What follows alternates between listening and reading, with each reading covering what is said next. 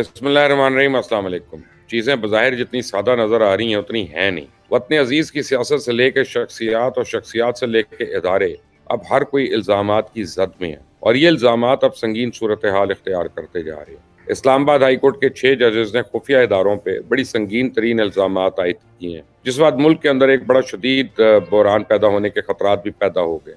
मुल्क की तकरीबन तमाम बड़ी वकला तंजीमों ने और बार्स ने हंगामी इजलास तलब कर लिए हैं। और दूसरी बड़ी खबर यह है कि तहरीक इंसाफ पे बुशरा बेगम का कब्जा हो चुका है और उसके वाज़ेह सबूत भी आना शुरू हो गए हैं। अमेरिका ने बड़े इस्लामी मुल्क के खिलाफ फौजी कार्रवाई का आगाज कर दिया, जिसमें एक मुसलमान फौज को शदीद जानी नुकसान भी हुआ। इसके अलावा गजा के हवाले से बड़ी अफसोसनाक रिपोर्ट सामने आई है, वो भी आपको बताऊंगा। लेकिन आपने अगर अभी तक इस चैनल को सब्सक्राइब नहीं किया तो प्लीज कर लीजिएगा। बेल आइकॉन को प्रेस करना मत भूलिएगा ताकि हर वीडियो आप तक बर वक्त पहुंचे।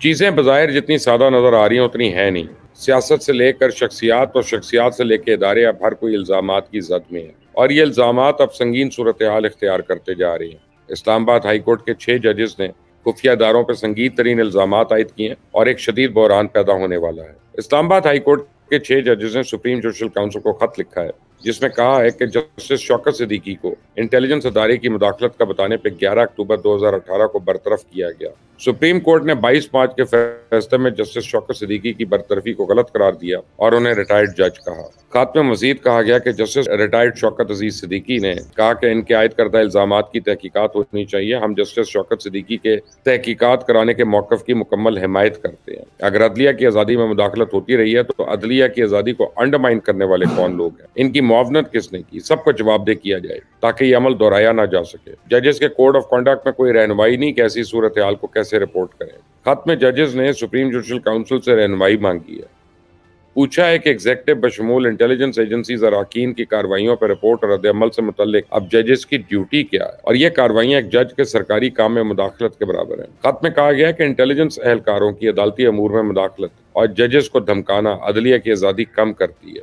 दरख्वास्त है कि इंटेलिजेंस एहलकारों की मुदाखलत और जजेस के धमकाने के मामले पर जुडिशल कन्वेंशन बुलाया जाए। ऐसी इदारा जाती मुशावरत अदलिया की आज़ादी के तहफ़्फ़ुज़ के तरीक़ाकार और अदलिया की आज़ादी कम करने वालों का तयन करने के मैकेनिज्म बनाने में मुआविन हो। खत में यह भी कहा गया कि यह जानना और तयन करना ज़रूरी है कि रियासत की एक एग्जेक्टिव ब्रांच से जारी पॉलिसी अपनी वजूद रखती है। जारी पॉलिसी पर इंटेलिजेंस एहलकार अमल दरामद करते हैं जो एग्जेक्टिव ब्रांच को रिपोर्ट करते हैं और हाई कोर्ट के एक जज के बेडरूम के खुफिया कैमरे की रिकॉर्डिंग की गई या खुफिया कैमरे से रिकॉर्डिंग की गई। इसके अलावा जजेस के जो संगीन इल्जामात आयद किए गए कि एक जज के जेर तामीर घर में जब एक बल्ब को चेक किया गया तो उसमें कैमरा लगा हुआ था, जिसमें जज की फैमिली की तस्वीर और वीडियोस मौजूद थी। कैमरे के साथ एक चिप भी लगी थी जिससे मालूम होता है कि फुटेज कहीं और भेजी जा रही थी। इसके अलावा एक और इल्जाम यह लगाया गया कि एक जज साहब कोयटा गए तो उनको धमकाया गया। इन जजेस का कहना है ये मामला chief justice Islamabad high court के सामने रखा गया लेकिन इसके ऊपर कार्रवाई नहीं हुई, इसे दबा दिया गया। अब हम मजबूर होकर चीफ जस्टिस पाकिस्तान को सुप्रीम जुडिशल काउंसिल के जरिए ये दरख्वास्त करते हैं कि इस पे एक जुडिशल कॉन्फ्रेंस मुनक्किद की जाए और खुफिया एजेंसीज के रोल पे तबसरा किया जाए, उसको महदूद किया जाए। जिन 6 जजेस ने खत लिखा है उनके नाम है justice Hussain Akhtar Kiyani, justice Tariq Mahmood Jahangiri, justice Babar Sattar, justice Ejaz Ishaq Khan, justice Arbab Mohammad Tahir, justice Saman Rifat Imtiaz के नाम। इन इल्जामात के बाद पूरे मुल्क में एक भौचाल की सूरत आ रहा है और ये इल्जामात मुल्क को एक नई सिमत में ले गए हैं और आने वाले दिनों में और भी बहुत कुछ हो सकता है।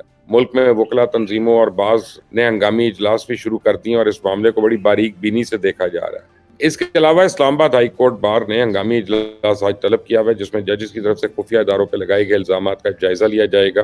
बार ने तमाम मेंबरान से दरख्वास्त की कि वो इजलास में हाजिरी को यकीनी बनाए, जबकि इस्लामाबाद हाई कोर्ट के जजेस की तरफ से लिखे जाने वाले खत पर लाहौर हाई कोर्ट बार ने जजेस को खराज तहसीन पेश किया और लाहौर हाई कोर्ट बार के सदर असद मंजूर भट्ट ने कहा कि लाहौर हाई कोर्ट बार अदलिया की आज़ादी के लिए पूरी तरह जजेस के साथ है।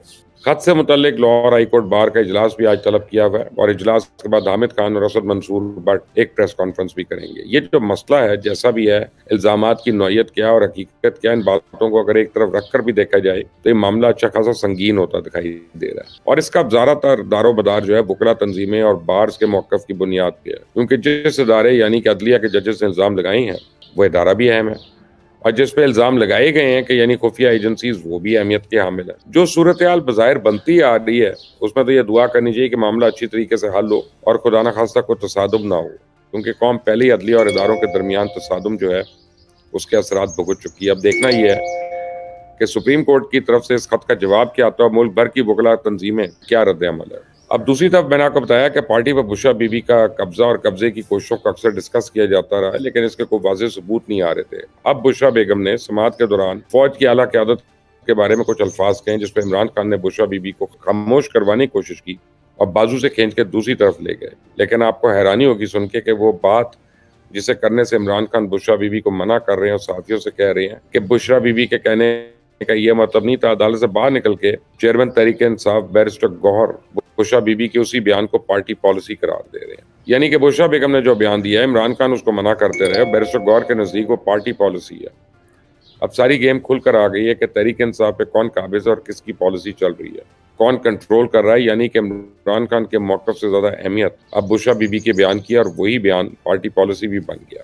باقی بیرسٹر گوہر اگر یہ بھی وضاحت فرما دیتے تو کافی آسانی ہو جاتی کہ بشرا بیگم کا بیان کس حیثیت سے پارٹی کی پالیسی ہے۔ کل تک تو آپ لوگ اس بات سے انکاری تھے کہ بشرا بی بی کا سیاست یا پارٹی سے کچھ لینا دینا ہے، اور وہ عمران خان کی طرح ہر طرح سیاسی اور خاندانی معاملات سے الگ ہو گئی ہیں، تو پھر کس حیثیت سے وہ پارٹی پالیسی بنا رہی ہیں یا پارٹی پہ اب اثر انداز ہو رہی ہیں؟ اگر ایسا ہے تو بیرسٹر گوہر کو یہ بھی کھول کر بتا دینا چاہیے کہ تحریک انصاف پہ قبضہ ہو چکا اور عمران خان کو یہ رکمال بنا لیا گیا۔